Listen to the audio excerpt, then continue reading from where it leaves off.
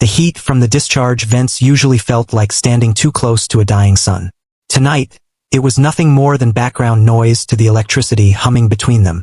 Vesper stood at the center of the neon-soaked pit, her silver skin shimmering beneath the flickering lights of Astronine.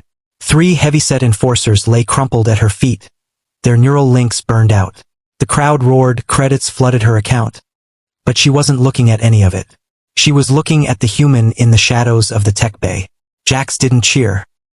He simply wiped a streak of hydraulic fluid from his cheek and gave her a slow, deliberate nod. The armor he built for her didn't just pulse with power. It carried the rhythm of 2 souls. 3 months earlier, in the belly of the station where law dissolved into desperation, their story began.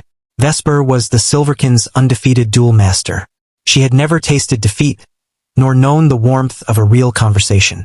To her, humans were fragile, loud, breakable things, but Jax Miller was different. When he looked at her, he didn't see a weapon wrapped in chrome.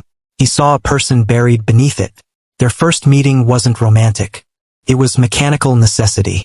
Her left actuator had started locking mid-match against a high-gravity brawler, and Jax had been the only engineer reckless enough to touch Silverkin tech without authorization. "Stay still," he had said over the roar of cooling fans. "I'm not going to hurt you." She had laughed then, sharp and metallic.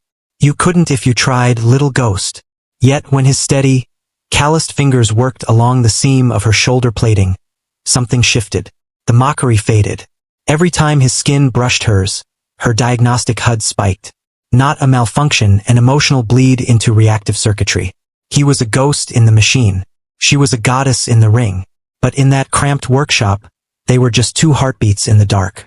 Weeks passed and the upgrades grew more intimate. Jax installed illegal bypasses, allowing her nervous system to communicate with the armor at speeds the high syndicate would call suicidal. He wasn't just repairing her. He was translating her.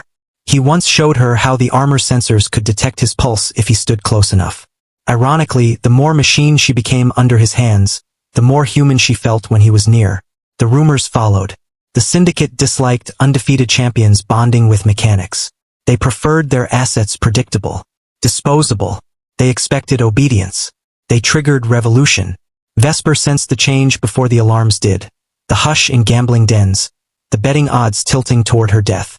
Now, leaning against the cold bulkhead of the tech bay as the fight's adrenaline faded, she watched Jax step from the shadows.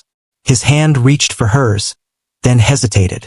She closed the distance herself, pressing his palm against the glowing core in her chest plate. "They're coming tonight, aren't they?" he asked quietly. "Blood on the chrome, stars in our eyes," she whispered, repeating the scrap of poetry he once muttered while soldering her armor.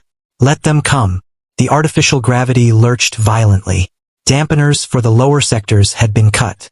Her HUD flooded with red proximity warnings. They weren't sending duelists this time. They were sending cleaners. 3 heavy cyborg assassins dropped from ventilation shafts, limbs replaced with industrial saws and high-output blasters. Jax squeezed her hand once before diving behind coolant crates. He had no weapon, only a datapad. His fingers flew across the screen with frantic precision. The lead assassin lunged, blade screaming toward her throat. Vesper didn't block. She leaned into it. The illegal kinetic capacitors Jax had embedded absorbed the strike. The metal shrieked, but the energy didn't fade. It flowed. Heat surged down her spine in a golden rush. With a sharp exhale, she slammed her palm into the cyborg's chest, releasing the stored force in a devastating pulse. The assassin didn't collapse. He burst outward, circuitry fried by his own aggression. In her peripheral vision, data streams ignited. Jax wasn't hiding. He was leaking the syndicate's private ledgers, rigged matches, murdered workers, bribery, onto the station's public broadcast. The screams below were overtaken by a roar above. Civilians were learning the truth. The gods of Astronine were thieves. The remaining assassins faltered, processors stuttering under chaos and loss. Vesper moved like liquid silver. She caught the second attacker mid-swing, wrenching his weapon arm free in a violent twist. The third leveled a blaster toward the crates where Jax hid. Her biological heart stuttered beneath the chrome. She didn't think, she moved. Throwing herself between them, she flared her armor to its limit. The blast struck her back, melting outer plating into molten ruin. She staggered but did not fall. Turning slowly, eyes blazing with synthetic light, she crushed the assassin's head against the bulkhead. Silence returned, broken only by cooling metal and Jax's ragged breath. He rushed to her, ignoring the carnage. His trembling hands hovered over her blackened plating. "I can fix it," he whispered. "Vesper, I can fix this." She turned, warnings fading from red to soft blue. Gently, she cradled his face between her metal hands. "The station was already dead," she said softly. "Now the revolution lives." Below them, chaos spread through Astronine. There was no returning to the pits. "The syndicate's private hangar is 2 levels down," she continued.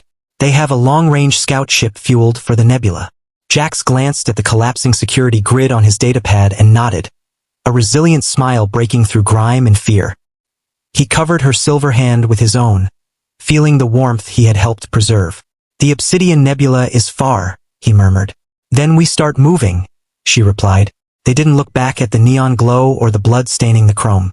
They ran toward the shadows of the hangar, 2 ghosts escaping the machine, racing toward a sky where the stars weren't just lights on a screen, but a future they would claim together. Please follow my channel for more videos. One click from you can change my life.